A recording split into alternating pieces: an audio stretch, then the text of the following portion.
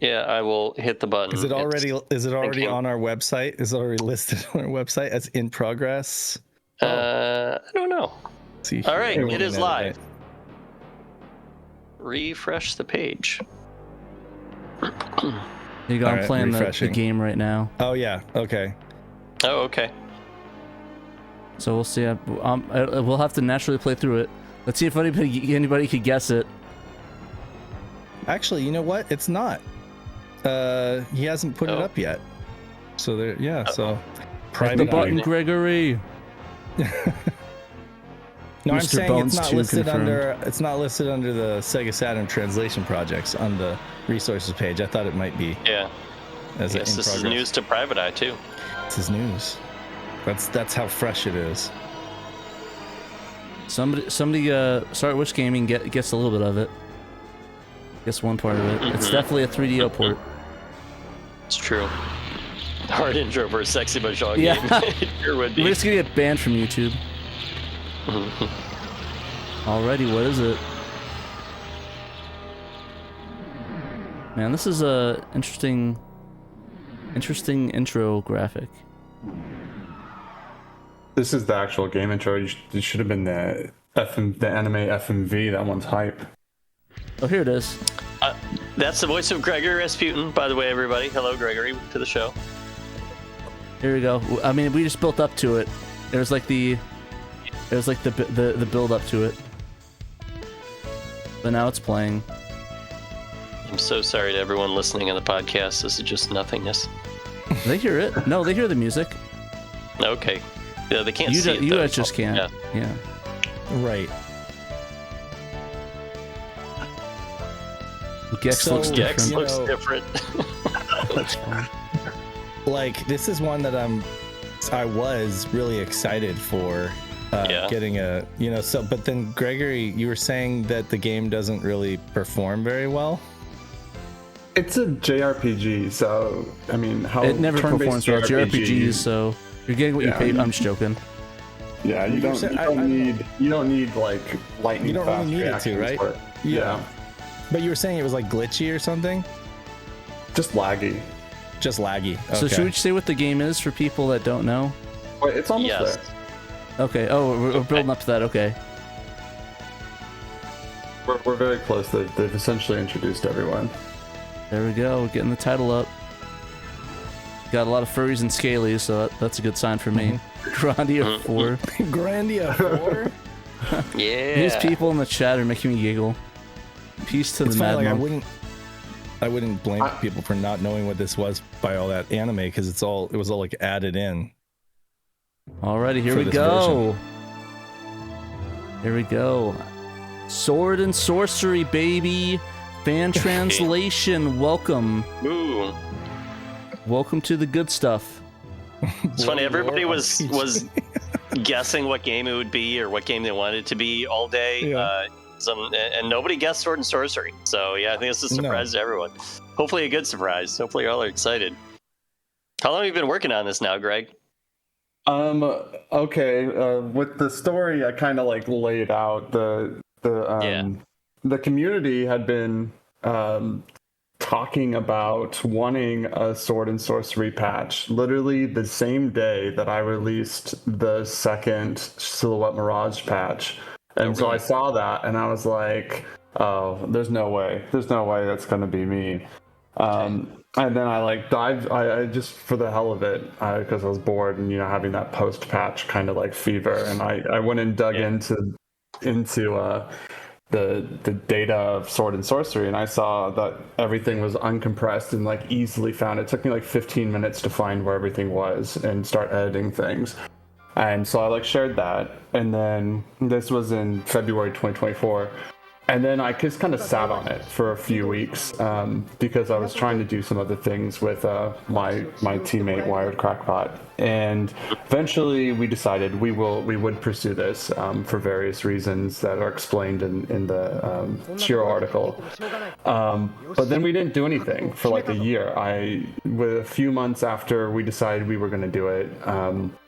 I was in like crunch time at work, and then as soon as crunch time at work ended, I had my second child, and then I was dadding pretty hard for a while.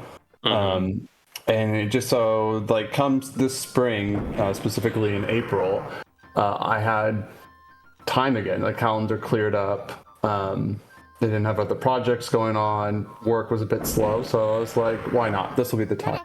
So really, hey, Gregory, we don't have a link to download in the story. Yeah. I was gonna add it before you posted it, but I can just add it. It's in the website discussion on Discord. You can throw that up now. Okay, I will edit it. Website. Yeah, I was gonna add it, and it was saying that you were in the thing, so I couldn't edit it. Oh, I'm sorry. You should It's all have good. told me to Dan get the hell blocked. out. You got docked. Anyway, so really this, even though we got the inspiration last February, the actual work started April of this year. So April 4th specifically, I started working on it. That's pretty soon. Okay. Yeah, I mean, the game, as laid out in the README, the pretty much a significant chunk of it is done at this point. How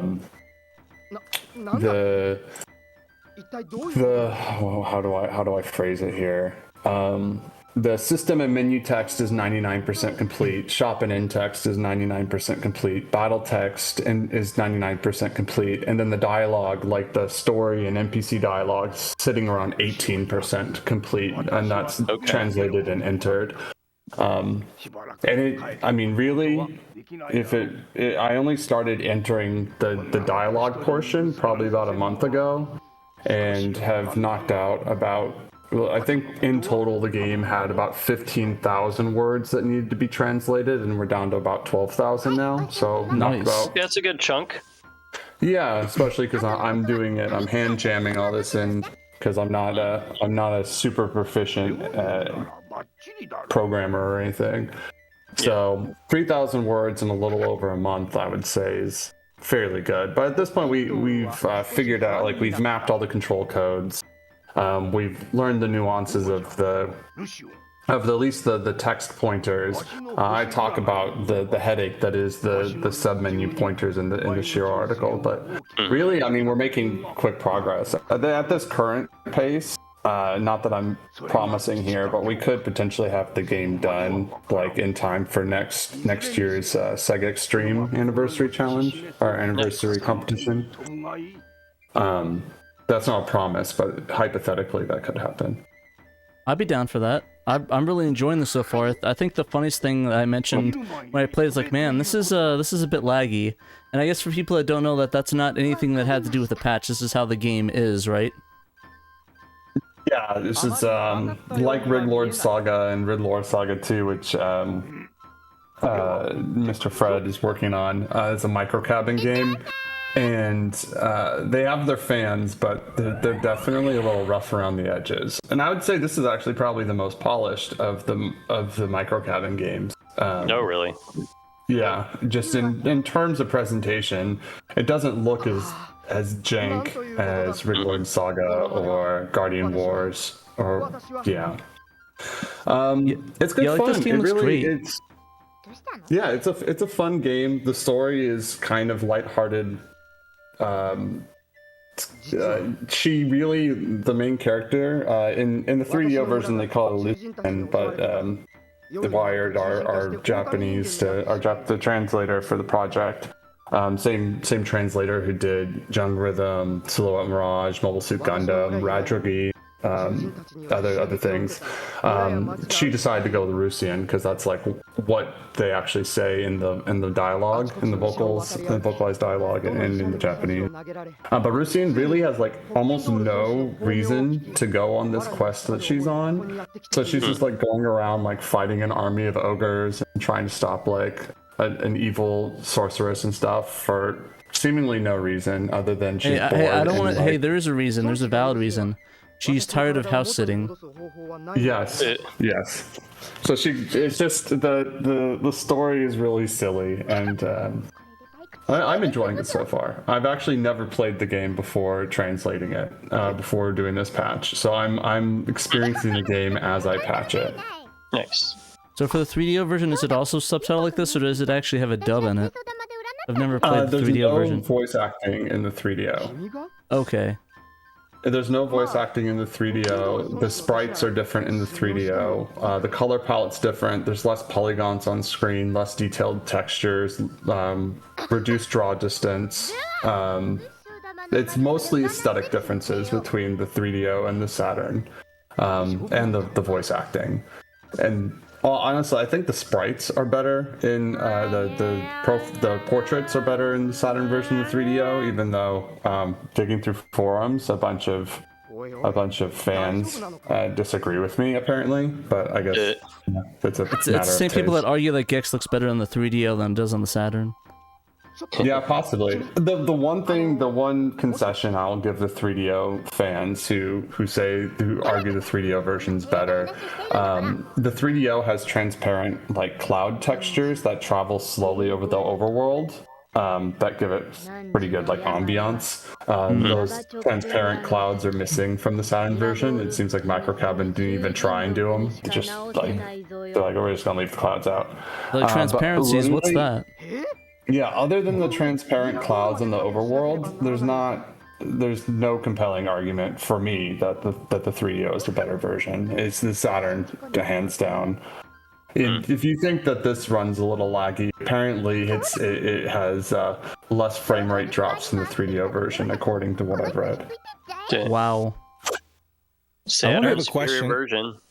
Dan, the link that you just put up for folks to download, it just says, "Oops, we ran into some problems on Sega Extreme."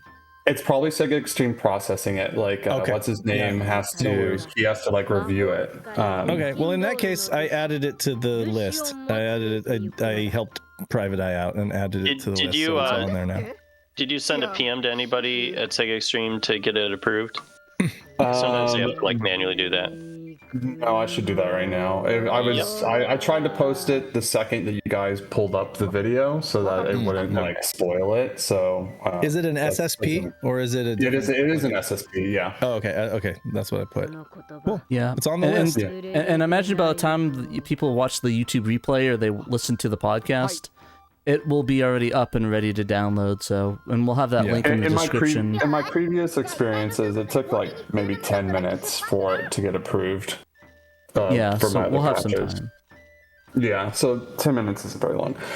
Speaking of not very long, the RPG, the game itself is not very long. As far as JRPGs go, it's actually really short. Like some of the longer, like leisurely playthroughs I've seen are like 8 hours, and I've seen like playthroughs where people know what they're doing that are like closer to 6. It's really at most a 10-hour RPG.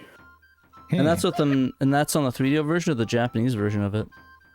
That seems to be both versions. I mean, they're identical outside of the aesthetic differences and the performance being better in the Saturn. Like the Saturn has more polygons on screen at any one time and also has great distance both in cutscene and in gameplay.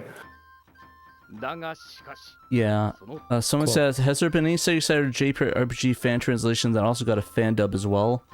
The only ones that are fan dubbed are the ones that I think Dan worked on. So I think wasn't there something? There's another one that got fan dubbed as well, but I don't think it was for Saturn. Hyperdual. Hyperdual got a fan dub too, right? Yeah. Which that's a shmup. Yeah. We're just watching the footage that Pat is sharing this is real. You're playing on real hardware right now, right? Yeah, this is 100% real hardware. Yeah, okay, that looks identical to the emulators. It's just as jank on the emulators. Okay. Yeah. Oh, it has the Pokemon problem where the NPCs run into you and you talk to them instantly. Love that. Just because I promised Wired I would give this qualifier. Just remember, all those who go and download this patch, that this is represents an in-progress effort. So nothing here is 100% finalized. That's why I put 99% for all the stuff that is hypothetically done, because we want to give ourselves room to change names, dialogue, formatting, or whatever as we see fit as we work our way through the project. So don't get mad if your favorite name isn't in there, because it might just be a temp or placeholder name. Though I think we got rid of most placeholder names by this point. Just wanted to let you know this is in progress. Luckily, and this is I've already confirmed that this is the case. You can play through this in progress patch right now, which runs through the end of the first dungeon, so Chichibra Cave, which is about a little more than an hour of gameplay, depending on if you know where you're going and whether or not you're, I don't know, can get through the random encounters fast enough. You can play through the entire first dungeon and see the scenes after the first dungeon, save your progress, and then future iterations of the patch you'll be able to use the same save file. So that you can kind of like... I probably should have asked Bo to take a look at this game. I was just talking to him last night. He's unlocked the debug. So the team, credits for this patch are wiredcrackpot doing the translation. I give her like lead role because she kind of calls the shots, and then I'm doing all the hex editing, and I did the kind of brain busting, figuring out all the command codes and all that, and I've been hand jamming in all the translations. Malenko deserves a special thanks. He helped when I was being stupid with SSP. He's helped sprite editing, and he's just in general been an advisor. I wanted to include him in the credits as doing the sprite work because he has done a lot of custom sprites for this, specifically with the font. But he refused that and said that he just wanted special things. And then Bo Bales, very early on, unlocked the debug. Gave me the hex editing I needed to unlock the debug menu. So as you watch Pat play this right now, it's not just a straightforward kind of JRPG as you would expect. You kind of play in these lanes, also with a front and back row.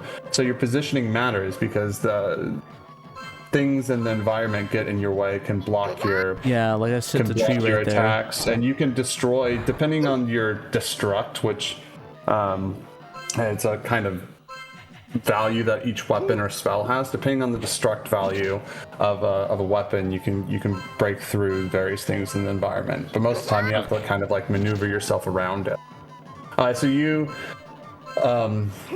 You'll probably encounter some of the abbreviations that we've had to utilize. While we have essentially full control over the dialogue portions and the top level menus, so literally like do you want to start this game? Those menus we had full pointer control. But the actual pointer system for the sub menus is incredibly opaque. Like Bo Bales couldn't figure it out. So it's probably lost somewhere. Sorry, go ahead. I noticed that like the HP up thing just says HP instead of the HP up. Yeah, it's a lot of that. Yeah, we've had to do abbreviations because we can't actually adjust most of the submenu pointers and those for items and various names within the submenus. We just have to work with the limitation. At least currently, we haven't been able to figure. Bo Bales and Malenko couldn't solve where those pointers are. They might be stored somewhere in assembly, who knows. So we have to use the actual hex space available. I can, which is usually not very much. I'm thinking that I might kind of fake variable with font by creating a bunch of custom tiles for each thing that needs to be centered or elaborated upon. But that's an incredible amount of work that I've just been putting off. So I don't blame right you. Now it seems like something that's like you don't want to focus on until you're ready to like put it out, you know? Yeah, once all the story is, because the story we can put it in the way we want it, because we can control the command, the pointers, and we have all the command code for that. So the story will be kind of unadulterated. It'll be what it should be. The menus and the sub menus in particular and item names are kind of compromised. There are concessions at this point until we work on those fake variable with fonts. But I mean, so once I get the story all entered, then I'll do those because it's really just aesthetic at this point. Cool. All right. Well, thanks for bringing a new English translation patch or helping to the community, Gregory. It's looking really cool. Yeah, and we're definitely going to look forward to your progress. I hope. Please, if you guys play it, don't hesitate to point out like typos or any bugs you find. Kind of outsourcing the beta testing, because currently I'm the only one who played any amount of this. I've played the first dungeon 2 or 3 times just looking for typos and text overflows and bugs. I think I've ironed them all out, but I'm just one person. Oh, now Pat has played it too. Yeah. It's really fun. I'm really enjoying it. Honestly, the combat is really unique. I really enjoy it. Yeah, like the combat style. It's a little more nuanced than just normal turn-based. Like if there's something directly in front of you, you can like position yourself to the left or right of it, and your character will run around it instead of so you don't like. Yeah, there's a little learning curve. It never gets overly complex, but it's a good time. And if you're not like prepared for some of the bosses, they can be challenging. Yeah, it's not letting me save right now. Is there something I have to do for save? You can't save. You can't save in a village. You have to be on the overworld. Okay, that makes sense. Oh, okay. I'll go save on that real quick. It's weird that the option is still there, you know? That's like, that's a little messy in terms of game design. It's like the option's still there, but you can't use it. Yeah. It's cool you can rest, though. Microcabin, though. Yeah. Yeah, but it's definitely a microcabin game. And the rest cycle like cycles the day. Rest cycles the day like a quarter of a day, and depending on because one of your party members is a werewolf, so at nighttime, and like the clock will transition naturally between the various times of day. So say you're about to fight a boss and you want to have Elgoat as a werewolf, so he does more damage. You can rest to make it right before nightfall, and then by the time you get to the boss in the dungeon, he'll be a werewolf, and then you can fight with a stronger dude. It has extra damage and stuff too, right? Yeah, he's just more robust as a werewolf. And I think later on in the game there's like a haunted house or something where the time of day matters. Okay. Well, we have a lot more to talk about in the world of the Sega Saturn. So shall we move on? This next story is actually from you as well, Gregory. Sounds good. Yeah, but before we go on, I just want to tell everyone that if they want to play it, they can download it. There's going to be a link in the description, or it's going to be on our website for SEGA Saturn SHIRO. And just want to thank Gregory for putting this out, because it's really fun and I really enjoy it. Thank you very much, Gregory. And of course, your entire team. Yeah, anything I can do or anything we can do to give back to the community, we're always happy to. So we're having fun.